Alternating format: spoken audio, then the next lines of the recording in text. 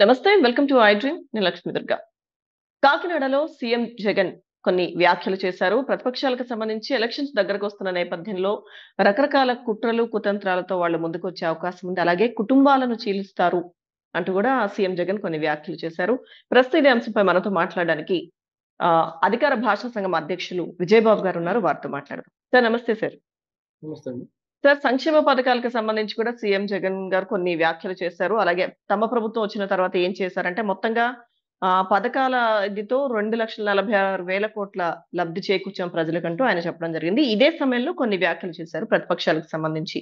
ముఖ్యంగా కుటుంబాలను చీల్చే ప్రయత్నం చేస్తారు, పెద్ద ఎత్తున పొత్తులు పెట్టుకుంటారు అని. ఏమంటారు సార్?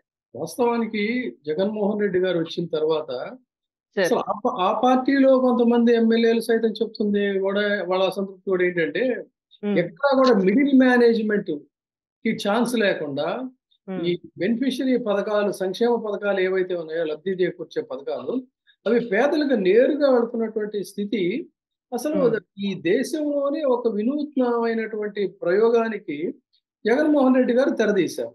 దీని మీద చాలా రాష్ట్రాలు కూడా ప్రశంసలు ఆయనకు అందజేస్తున్నటువంటి పరిస్థితి.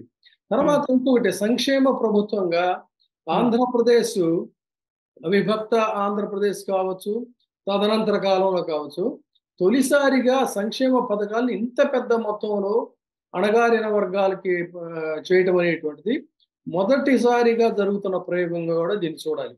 కేవలం ఏంటంటే అభివృద్ధి అంటే ఆకాశ హర్మ్యాలు, పెద్ద పెద్ద బడా బాబుల కాంట్రాక్టర్ల వాళ్ళందరినీ కూడా పిలిచి టెండర్లు, కన్స్ట్రక్షన్స్, విదేశీ పర్యటనలు, ఈ విధంగా ప్రజాధనాన్ని పేలపిండిలాగా చేసి అందిన కాడికి కూడా తినేసేయటం, తినేసిన తర్వాత పళ్ళు పాడైతే ఆ పళ్ళు బాగు చేసుకోవడానికి సింగపూర్లో వెళ్ళి అక్కడ బాగు చేసుకోవటాలు, ఇక్కడ మాత్రం ఆసుపత్రుల్లో పేద పిల్లల్ని పందికొక్కులు, ఎలుకలు కొరికేస్తున్నా కూడా అదేదో పెద్ద విషయంగా చూడకపోవటం, ఇంత రాక్షసమైనటువంటి ప్రభుత్వం నుంచి ప్రజలు విముక్తం కలిగించి ఏ ఆశతో అయితే జగన్మోహన్ రెడ్డి గారికి పట్టం కట్టారో, ఇవాళ ఆ కళలు, వాళ్ళు కన్న కళల్ని సాకారం చేస్తున్న పరిస్థితి. ఇవాళ ఆయన అడుగుతుంది కూడా ఏమని అంటున్నారంటే, అది చేస్తాను, ఇది చేస్తాను, 600 హామీలు ఇస్తాను, లేదంటే ఆకాశంలో ఉన్నదాన్ని నేలకు దించుతాను, ప్రపంచంలో రికార్డులు సాధించేస్తాను, అద్భుతాలు సృష్టిస్తానని ఏం చెప్పడం లేదు. చాలా సింపుల్ గా నవరత్నాలు అనేటువంటిది సంక్షేమానికి సంబంధించి ఇచ్చారు. ఇచ్చి కూడా ఈ రోజున కూడా ఆయన చేస్తున్న ప్రచారం ఏంటి, నా వల్ల, నా ప్రభుత్వం వల్ల బెనిఫిట్ అయితేనే, అంటే ప్రయోజనం పొందిన వాళ్ళు మేము పొందాము, ప్రత్యక్షంగానో పరోక్షంగా అనుకుంటేనే మీరు ఓటేయండి అని అడుగుతున్నారంటే ఎంత సత్తా ఉండాలి చెప్పండి. అంతేగాని ఊహా జగత్తులో, గ్రాఫిక్స్ తో, ఊహల ప్రపంచంలో అబద్ధాలతో, భ్రమలతో మొత్తం జనాల్ని ముంచెత్తి మాయోపాయంతో అడ్డదారుల్లో అడ్డగోలుగా చేసేటువంటి పనులైతే ఖచ్చితంగా ఈ ప్రభుత్వంలో జరగలేదని చెప్పొచ్చు. కానీ ఇంత జరుగుతున్నా కూడా ఏదో రకంగా ఈ గొబెల్స్ ప్రచారం అనేటువంటిది జరుగుతూనే ఉంది. ఈ విష ప్రచారం అనేటువంటిది నిరంతరంగా సాగిపోతూనే ఉంది. అయితే ఇవాళ ఆయన ఇచ్చినటువంటి దాంట్లో కూడా ఆయన ఫ్యాక్ట్స్ అండ్ ఫిగర్స్ తో కూడా చెప్పారు. ఎంత స్పష్టంగా చెప్తున్న పరిస్థితి అంటే, ఫ్యాక్ట్స్ అండ్ ఫిగర్స్ తో సెలవైనా సరే 1వ తేదీనే పెన్షన్ అందిస్తున్నాం అని చెప్పారు. నా జగనన్న సైన్యం వాలంటీర్లు పెన్షన్ ని పంపిణీ చేస్తున్నారు. చంద్రబాబు పాలనలో పెన్షన్ కేవలం 1000 రూపాయలు మాత్రమే. ఎన్నికలకు ముందు జగన్ హామీ ఇవ్వకుండా ఉంటే చంద్రబాబు పెన్షన్ పెంచేవాడా? ఆయన చెప్పబట్టే కదా హామీ అది కూడా పెంచాడు. అది కూడా ఎంత చేశాడు? చంద్రబాబు 5 ఏళ్ల పాలనలో కేవలం 58,000 మాత్రమే ఇచ్చాడు అని చెప్పారు ఆయన. అదే గనక జగన్మోహన్ రెడ్డి ప్రభుత్వంలో 1,47,000 అందిస్తున్నాం అన్నారు. అంటే ఎంత వేరియేషన్ ఉందో చూడండి. జన్మభూమి కమిటీలు అనేటువంటివి పెట్టి అతి దారుణంగా దళారులు తినేసినటువంటి పరిస్థితి పెన్షన్. అంటే లంచం ఇస్తే గానీ జగన్మోహన్ రెడ్డి గారు వాళ్ళు చెప్పింది, సభలో చెప్పింది అదే. అది జన్మభూమి కమిటీలు ఎంత అపఖ్యాతి పాలయ్యాయి అనేటువంటిది చంద్రబాబు నాయుడికి భజన చేసేటువంటి తైనాతి మీడియా కూడా అనేక కథలు, కథనాలు ఆ రోజుల్లో ప్రచురించింది. అనివార్యంగా ప్రచురించాల్సి వచ్చింది. అటువంటి దానికి ఛాన్స్ లేకుండా చేశారు. ఆ గతంలో 6 నెలల ముందు వరకు 39 లక్షలు మాత్రమే పెన్షన్ ఇస్తే, దాదాపుగా 2 నెలల వరకు కూడా 1000 రూపాయల పెన్షన్ ఇస్తే, ఈయన ఇచ్చిన మాట ప్రకారంగా కూడా పెంచుకుంటూ వెళ్తున్నాం అని చెప్పారు. అది కూడా ఎలాగా? ఎక్కడ ఈ పార్టీ వాడు, ఆ పార్టీ వాడని చూడకుండా పార్టీలకు అతీతంగా హ్మ్. చేస్తున్నటువంటి పరిస్థితి. మరి గతంలో చంద్రబాబు నాయుడు గారు ఇచ్చిన 600 హామీలు ఏమైపోయాయి? మొత్తం అసలు మేనిఫెస్టోనే పూర్తిగా మాయం చేసిన పరిస్థితి కదా! భూముల విషయానికొస్తే మరి జగన్మోహన్ రెడ్డి గారు చెప్పినట్టు ఎవరికైనా ఒక్క సెంటు భూమి ఇచ్చాడా? లేదు. హ్మ్. కానీ చంద్రబాబు నాయుడు గారు చేసినటువంటి అవినీతి పాలనని, తర్వాత ఆయన కుమారుడు చేసినటువంటి నిర్వాకాలని పూనకాలతో, ఆవేశాలతో ఊగిపోతూ, కాగిపోతూ విమర్శించినటువంటి పవన్ కళ్యాణ్ ఇవాళ మరి ఆ ఆవేశం అంతా ఏమైపోయింది? ఆ ఊగుడు, వాగుడు అంతా ఏమైపోయింది? హ్మ్. ఇప్పుడంతా ఒక్కసారిగా మంచి జరిగిపోయిందా? ఏం జరిగిందో తెలీదు గానీ, ఇవాళ మాత్రం వాళ్ళ వెంట చేరి చెక్కభజన చేయడం అనేటువంటిది మొదలుపెట్టాడు. అంటే దాని అర్థం ఏంటి? జగన్మోహన్ రెడ్డి గారు చెప్పినట్టుగా కోట్లాది రూపాయల కుంభకోణాలు జరిగాయి. అవన్నీ కూడా న్యాయస్థానం ముందున్నాయి. ప్రైమా ఫేసిలో చాలా వరకు కూడా కొన్ని ఆయన తప్పు చేశాడనేటువంటిది తెలుస్తుంది. హ్మ్. తెలిసినప్పుడు మరి ఒక్కసారిగా ఎందుకు చంద్రబాబు నాయుడు గారి మీద ప్రేమ పుట్టుకొచ్చింది? నేను ప్రశ్నిస్తానని, ప్రశ్నించటానికి వచ్చానని చెప్పి, ఇవన్నీ గూడా ప్రశ్నించకుండా అంత ఆప్యాయంగా 10 సంవత్సరాల పాటు ప్రయాణం చేస్తానన్నాడంటే అంత రుచిగా ఉందా ఆయన ఇచ్చినటువంటి వాళ్ళ పరిభాషలో మన అధికార పార్టీ పరిభాషలో చెప్పాలంటే ఆ ప్యాకేజ్ అనేటువంటిది అంత హ్మ్. బాగుందా? ఆ ప్యాకేజీ కోసం 10 సంవత్సరాలు కంటిన్యూ అవ్వాలనుకుంటున్నాడా? అనేటువంటిది కూడా ఆలోచించాలి. లేకపోతే తనే గదా తిట్టింది. తనేగా అవును. విమర్శలు చేసింది. తను తిట్టి, తను విమర్శలు చేసినటువంటి పరిస్థితుల్లో మరి ఇవాళ ఇయన్నీ ఏమైపోయినాయి అనేటువంటిదే ఇక్కడ ప్రశ్న. 53,52,000 మందికి రైతు భరోసా ఇస్తూ ఉంటే, రైతన్నలకి ప్రతి ఏడాది కూడా 13,500 అందిస్తూ ఉంటే, రైతు భరోసా కింద 5 ఏళ్లలో 33,300 కోట్లు జమ చేస్తూ ఉంటే, వైఎస్ఆర్ ఆసరా ద్వారా 19,179 కోట్లు మహిళలకు అందిస్తూ ఉంటే 78,94,000 ఇస్తున్నామని చెప్పని సీఎం గారు చెప్తూ ఉంటే, ప్రతి గ్రామంలో కూడా సచివాలయాలు తెచ్చి వాలంటరీ వ్యవస్థను తీసుకొచ్చి హ్మ్. దళారులకు అవకాశం లేకుండా చేస్తూ ఉంటే, విద్యాలయాలన్నిటిని కూడా అత్యద్భుతంగా తీర్చిదిద్దుతూ ఉంటే, ఇన్ని రకాలైనటువంటివి చేస్తూ ఉంటే, వీటి గురించి అసలు ఒక్క ప్రస్తావన గాని, ఇది గాని లేకుండా ఎదురుదాడి తర్వాత పిచ్చి పిచ్చి ఫోటోలేస్తారు రోడ్లన్నీ గూడా. ఇక్కడ హ్మ్. నిజాయితీగా పౌరులుగా ఆలోచించాలి మనం. 5 సంవత్సరాలు పరిపాలన చేస్తున్న చంద్రబాబు నాయుడు గారు రోడ్లేయకపోతే ప్రశ్నించలేదు. 2 సంవత్సరాలు కోవిడ్‌లో పోయింది. ఇంకా జగన్మోహన్ రెడ్డి గారు ఉన్నది మొత్తంగా చూసుకుంటే ఒక 2 సంవత్సరాలో, 2.5 సంవత్సరాలో. మరి ఈ 2.5 సంవత్సరాల్లో రోడ్లేయలేదని రోజు ఫోటోలు తీసుకొచ్చి అది ఇది ఇది అని వాగుతుంటే 5 ఏళ్లలో మరి ఎందుకు వేయలేకపోయారు చెప్పండి? హ్మ్.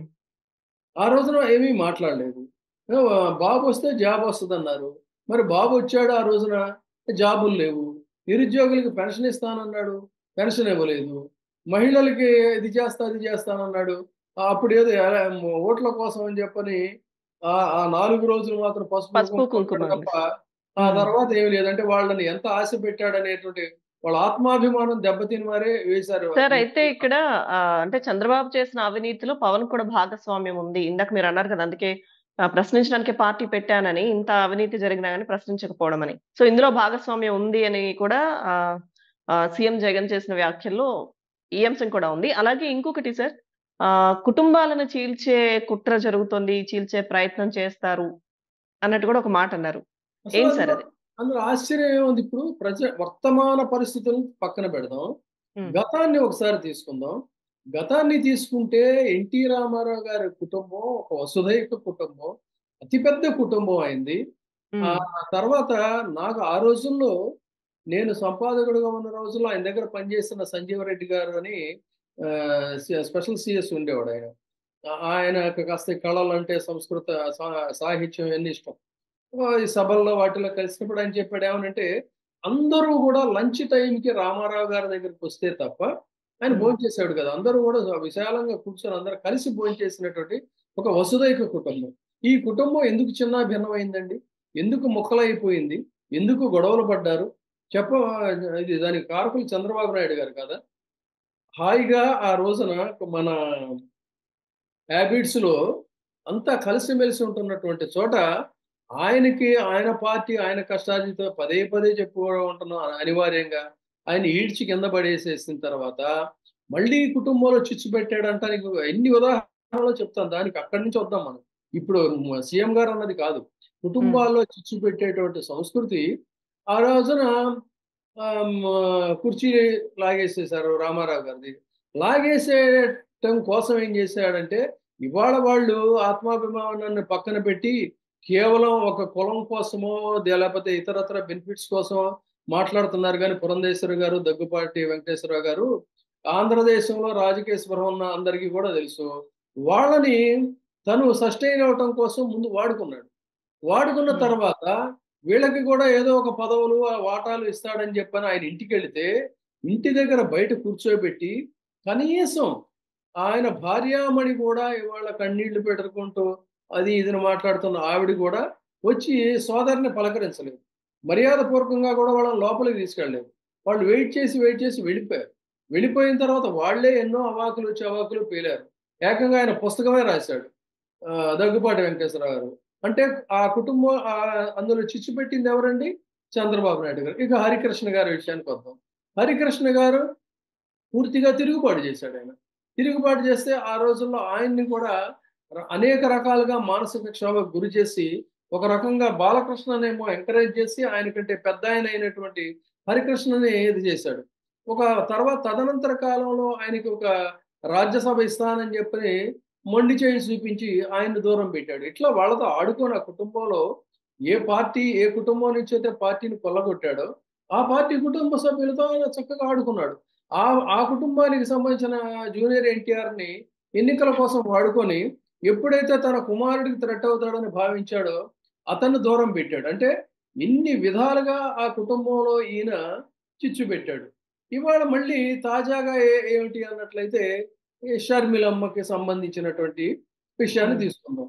కుటుంబాల్లో అక్క చెల్లెళ్ళ మధ్య, అన్నదమ్ముల మధ్య, ఎందుకంటే we are all human beings. Human beings యొక్క పరిస్థితి ఏంటంటే సందర్భాలను బట్టి, పరిస్థితులను బట్టి ఏవో ఇదవుతాయి. అంత మాత్రంలో blood is thicker than water అంటారు.